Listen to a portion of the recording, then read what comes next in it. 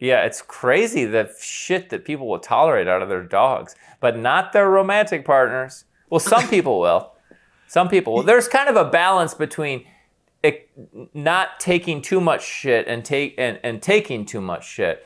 But the people who seem to struggle to find a relationship are the ones who more have the prince and princess complex, and they just nothing's ever good enough for them, or they're always finding some excuse to break up, or they're always getting in stupid fights about stupid shit. We now bring you Enter the Freud. This is for entertainment purposes only. It is no way medical advice. People are talking about how relationships are so hard today, and I do think it's like there's singleness is on the rise, marriage is on the decline, sex is on the decline. Like, I think people are struggling slowly but surely more and more to be in romantic relationships. And one theory you never hear about, but I think it's a really important thing, is I think through most of human history, up until the feminist revolution, it was sort of like the man was the boss and the woman had to follow the man. Yeah. And I think the reason relationships were more stable for most of human history across more cultures is there just was like one person that kind of more sort of had the final say. Like, this is what we're going to do. This is the rules. This is how it goes. And it was the man. And with the feminist revolution, as like equality of who's the boss came into it, now it's like people don't agree on shit. So when they don't agree, they just split up. And humans, you know, we each have our own little vision and we each have our own little picky this, that, and the other. And so if there's not, it's just sort of like,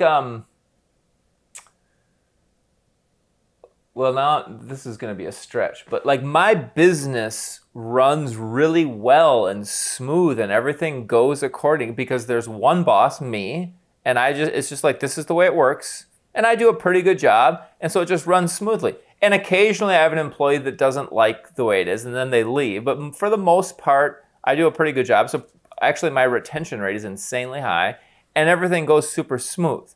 Whereas if I turned it into a egalitarian thing, everyone had the same amount of power, we would just constantly be arguing about every dumb thing. And it would just become paralysis via negotiating to try to like make everyone happy. Dude, what are you saying? Because you're going somewhere.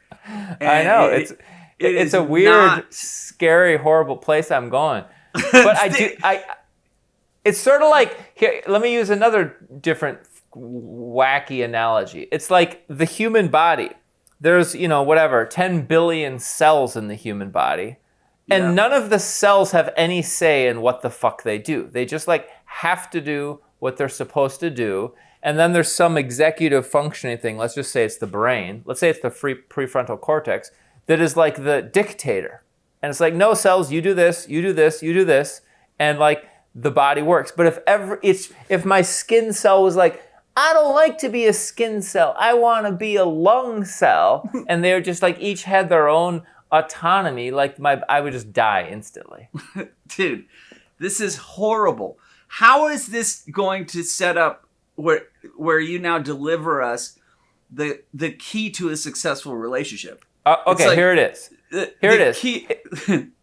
I'm not arguing that we should go back to, I'm not doing the Andrew Tate red pill argument where we should go back to where men are the boss and the women are subordinate. That's not what I'm doing.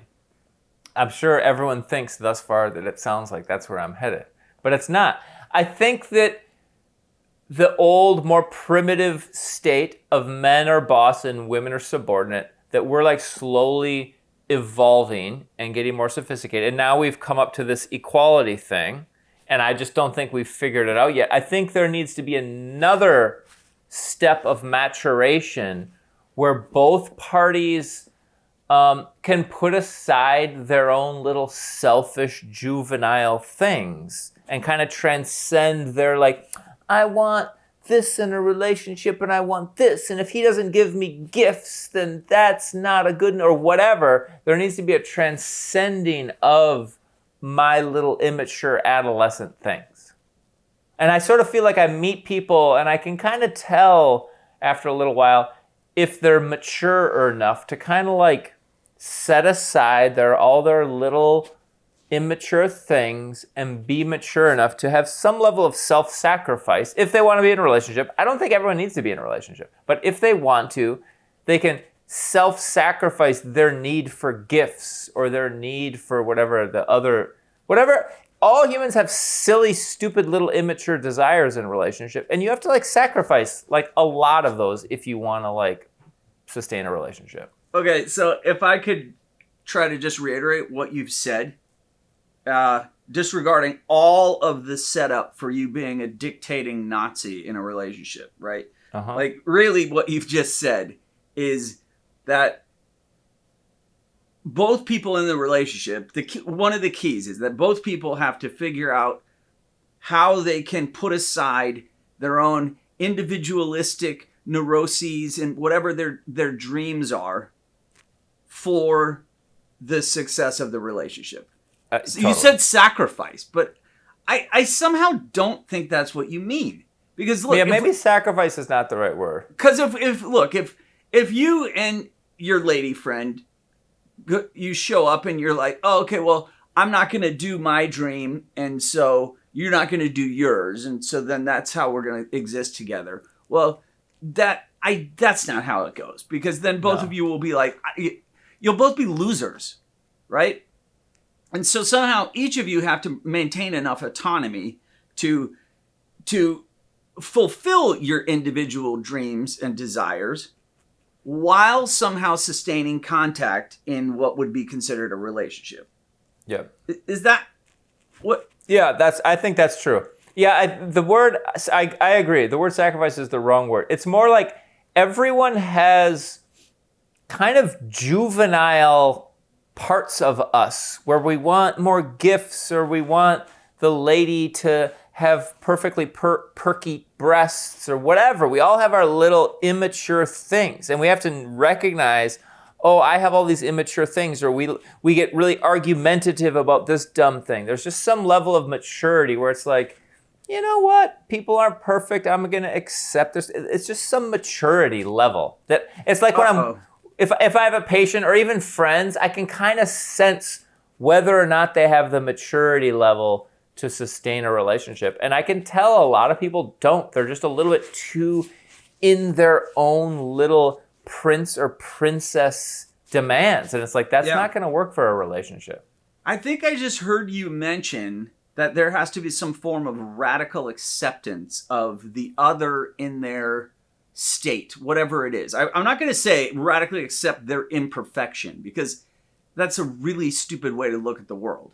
Right? Mm-hmm. Like, if you look at the world as imperfect and, just accept that it's bad, like, I don't get what that is, right? That's some kind of, like, defeatist, I'm a fucking victim, and it's just how it's always going to be. Like, that is not gangster at all, right? So, like, if you were to radically accept it, almost as in, like, when you have a dog, and you realize that your dog isn't the most pedigreed of all pedigreed dogs. Like, each of them have their own little funny crooked toe, right? It has a one buck tooth, and you're just like, that's the cutest little buck tooth. What is that, right? Like, totally. In a dog, it's so much easier to radically accept their little individual differences or whatever. Their silly aspects, right? Yeah.